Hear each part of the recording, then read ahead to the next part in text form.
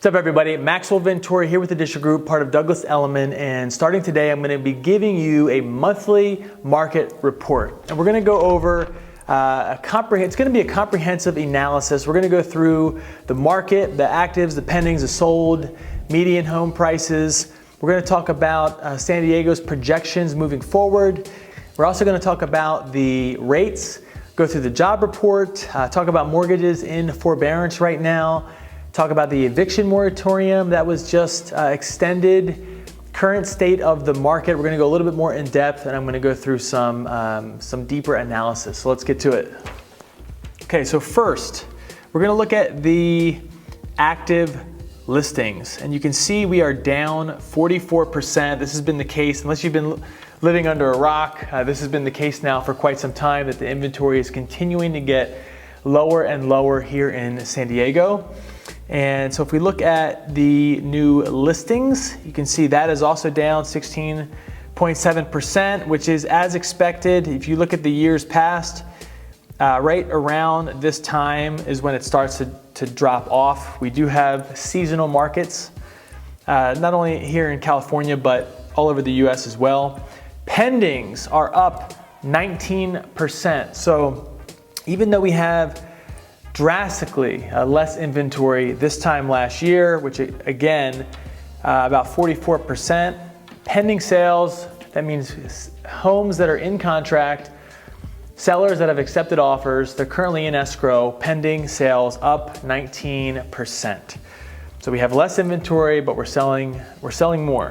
And then solds are down 9%, which makes sense because the inventory is drastically less. We would expect that the actual number of solds are less as well, even though the percentage of pendings are up. And then finally, we're going to go to the median sales price. This is an alarming statistic. We are up year over year 11.5%. And so if we look at the numbers from June to July, right, we went from a median of 600,000 to 635. And so what I'm going to do now is plug this into my calculator. If we look at 600,000 and I want to know the percentage difference, all we got to do is plug in 600,000 as my input, 635, and the percentage change is a 5.83%. And then, so that was from June to July. Almost 6% increase from in 1 month. I mean, 6% is a great appreciation number year over year, and we've got that over 1 month just from June to July. And then if we do that again and we look from July to August, we went from 635 up to 646.5. I've already done the math on the calculator. It's an additional 1.8%. So we've had about 7.5% increase appreciation just in the last 2 months. So the other important metric to look at is the affordability index. And so this screen here is going to give us a total snapshot. And if we look at the affordability index, that's the number of people in a given area that are able to afford a median priced home. So this is the data from last month, from August. What's interesting is when we looked at the numbers in June, the affordability index was actually up a positive 8. So that means that more people are able to afford a median price home, even though we've had steady appreciation all throughout the pandemic. Well, why is that? Well, San Diego is continuing to become richer, younger, more educated. There's a higher percentage of millennials that are continuing to come to San Diego, and part of the reason why is actually because of the pandemic. We've accelerated almost 5 years into the future with the amount of people now that are able to work remote, and it's because of necessity, right? And that's what we do best, is we adapt. So what I'm seeing and what we're seeing here is that there's a large influx of people coming from tech areas like the Bay Area and all along the Pacific Northwest, for that matter, and major cities in the East Coast, Boston, New York, Virginia. that are coming into San Diego. And because San Diego, as expensive as it is actually less expensive than these other areas. So we're going through a major tech boom right now, which I'm going to get into a little bit more. That's part of the reason why the affordability index was +8 back in June. Now, the last month's data in July, the affordability index had actually evened out right at 0, which meant that we're starting to catch up with the market is starting to catch up with what people can afford.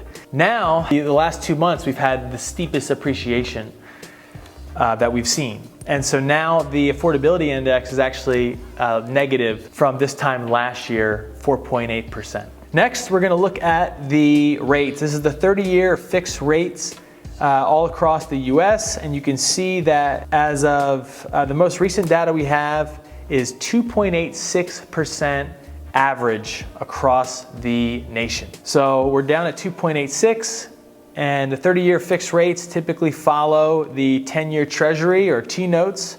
The graphs are very similar to each other, and they just announced not that long ago that it looks like the rates are going to stay low for the foreseeable future. Next, we're going to look at the news release, Bureau of Labor Statistics. This is the job report.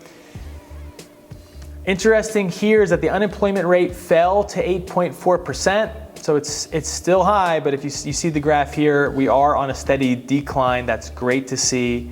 And then in August, you can see the unemployment rate declined by 1.8% to 8.4 total, and the number of unemployment persons fell by 2.8 million to 13.6 million total. Next, this is another graph that actually just reiterates that. You can see the spike right here. Next, we're going to look at mortgage loans in forbearance declines to 7.16. Positive news here is that the number of mortgages in forbearance has dropped for the 13th week in a row. Just recently, the eviction moratorium was extended to January 31st of 2021. So this is given extended release to tenants, but it's also given some relief to landlords as well, which I think is really good to see. It's called AB 3088, or the Tenant, Homeowner, and Small Landlord Relief and Stabilization Act of 2020. So landlords have actually been protected as well if they were making payments up until, I believe it's February. They are now protected from foreclosure if they have been up to date on their house payments until February of 2020. And then lastly, additional protections for renters, such as just cause protections, to make sure landlords are really evicting tenants over not paying rent due to COVID hardships. And then there's also additional financial hardship documentation is necessary for those who make more than $100,000 a year. I think that's great because it's not allowing tenants to just take advantage of this Protection Act if they don't really need the financial support. Okay. We saw that buyers are waiving contingencies to sweeten their offers. This is something that I'm seeing every day. As competitive as it is right now, you're gonna have to do something, to make your offers competitive. We're seeing 3, 5, 10, 15 offers on some properties right now. That there are some new listings that are coming to the market. It's super competitive, and it's just a simple supply and demand scenario that we have going on with the very low inventory, with the very low rates, with the influx of people that are coming here, again, that have money, younger, richer, more educated. You got a lot more people, a lot higher demand on a much lower supply. So you have more eyes on less listings. So naturally, that's going to act as a pressure cooker to heat up the market. We're seeing bidding wars. That's just what's happening. So buyers are waiving contingencies to sweeten their offers. It makes sense. So, contingency protects you as a buyer, so you need to do something to sweeten the offer. Every situation is going to be different. You obviously want to get with your realtor to discuss this if this is the right scenario for you, but if this is something that you're comfortable with. And again, there's other contingencies too that go into effect, and there's a lot more strategy than just dropping contingencies and what price you're coming in at, right? So now we're going to go back and look at some examples on the calculator. We're going to look at what the interest rates were back in January of this year compared to the median sales price, and then compare that to where the interest rates are now and the median sales price. It's going to be a little eye-opening, and then we're going to talk about San Diego's future moving forward. So if we go back and we look at January of this year, the rates were at 3.72. Okay, so I'm going to plug that into our calculator here. 3.72 for our interest rate, 360 months. And then let's look at the median sales price. Again, January, so it was $587,500. That's our present value. So I want to see what my payment was, the average payment.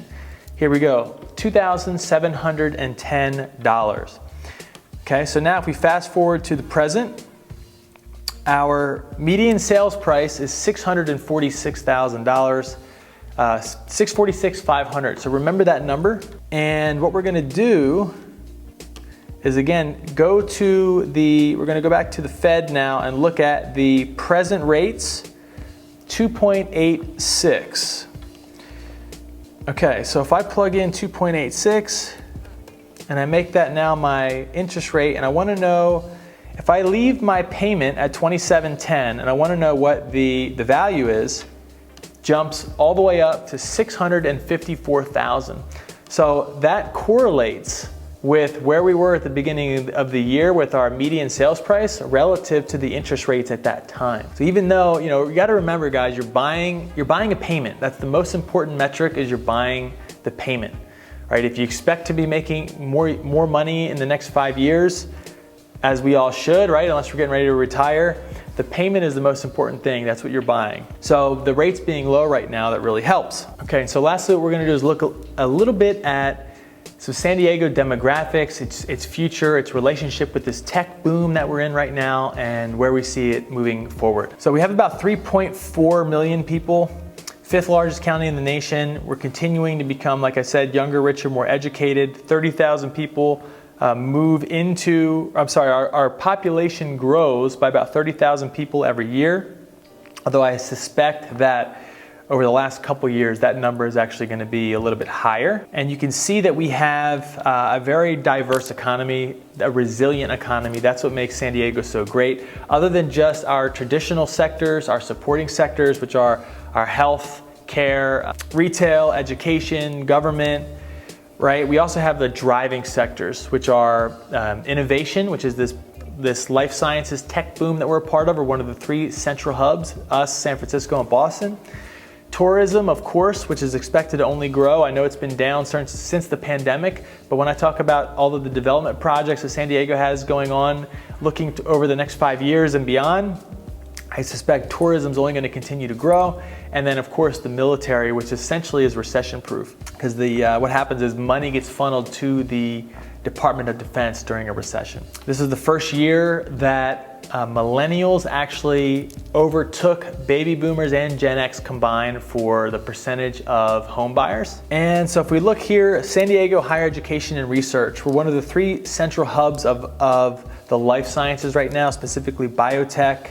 You can see we are the number 14, UCSD is the number 14 university in the world, number 5 globally ranked for research and development, and number 1 best place in the US to launch a startup, number 1 most patent intense region in the US, number 3 life science and biotech cluster. Okay, San Diego up and coming development projects. Portside Pier was just finished, which is really cool. I'd suggest go checking it out. Amazing views looking out over the bay. Manchester Pacific Gateway is a big one, 1.5 billion. Seaport Village is going to get turned into Seaport San Diego. That's $1.6 billion project. Campus at Orton is getting redeveloped right now. That's the Horton Plaza redevelopment project, which is set to add 4,000 high-paying tech jobs. Gaslamp Promenade it's set to essentially imitate like a Santa Monica Promenade up there on 3rd Street. That's going to be 8 blocks, tree canopies lining the streets, new pedestrian works of art. 7th and Market is going to introduce a the Ritz, which is the first 5-star hotel in San Diego, along with the Gelson's Outlet Grocery Market. And then we have so much stuff happening in East Village. We have the East Village Green, we have the Idea District, which is blowing up right now, and then we have Super Block, which is a 3-phase project. Here's the East Village Green. The East Village Green is going to span two double blocks. It's from in between F and G, and then 13th to 15th. Large area. The Idea District, Innovation, Design, Education, and Arts is set to add 13,000 design and tech jobs over the next decade. And then the Super Block, first phase has already been completed, which was Punch Bowl Social. And then the other 2 phases are essentially the warehouse and the tower, which again is just these huge, massive, creative office spaces. 2100 Kettner is in Little Italy. We also have a tower going up in Little Italy. And then the Chula Vista Bayfront project, massive project, 3 phases. It's gonna go right along the waterfront, essentially in between Chula Vista and National City. It's making Chula Vista, specifically the 91910, that northwest corner right along the bay, one of my favorite investment hotspots right now. And then we're already getting proposals right now on the entertainment area, the Midway District. So looking to the future, I'm super optimistic on San Diego's growth. You know, even throughout the pandemic that we're in right now, we have historically low interest rates. The inventory is, as we know, very low. We're hoping that we're gonna get some relief here soon.